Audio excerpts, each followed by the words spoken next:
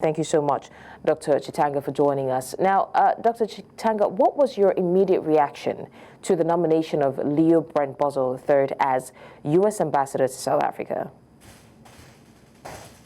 So, not surprising, this is a gentleman who reflects, I think, the ideas of the Washington establishment, a very committed MAGA activist, very close to, I think, the ideas and the values that are represented by the new section of the Republican Party that is sort of departed from the traditional values of the Republican Party.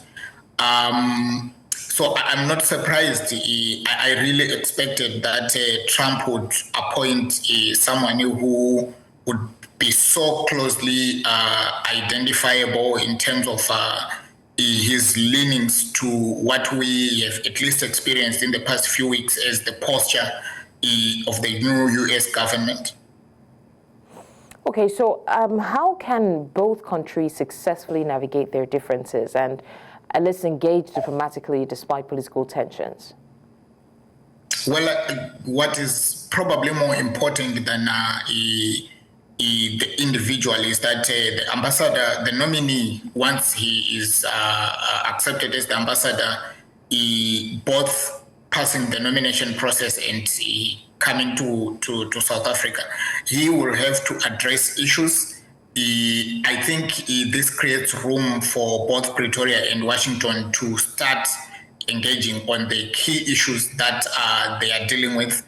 At the moment, it's not really clear what Washington is really concerned with. What we have heard, or what we know, a lot of media statements, some coming out of social media, and some of them quite extreme. If you like, you can call it propaganda or lies on the side of the U.S. But there are still no clear issues as to what the U.S. wants and seeks in South Africa, and we hope that the appointment of the ambassador will then create that opportunity for the U.S. to be very clear and very transparent about those issues that are of concern. On the side of South Africa, I think that South Africa has had a consistent value-based foreign policy, quite grounded on its constitution. So it's a very predictable foreign policy. In terms of addressing domestic issues, South Africa, like many countries in the Southern African sub-region, face very delicate historical issues, particularly with respect to addressing the legacy of colonialism in as much as it affects the distribution of land, empowering of the formerly marginalized African or Black people. And part of the agreements that were made in 1994 embraced this kind of challenges in pursuing a program of empowerment and addressing historical marginalization and oppression.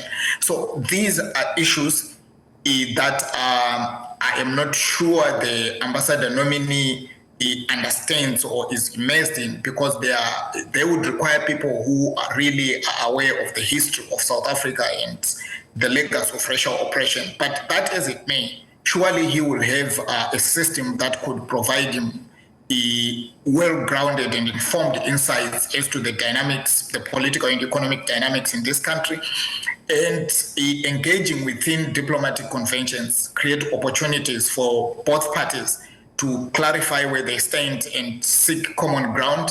And where they differ, I think each of the countries are justified in pursuing their foreign policy interests in the way they deem best, or to serve their interests best. All right, Dr. Chitanga, thank you so much for joining us and for discussing this issue with us on the news. We appreciate your time.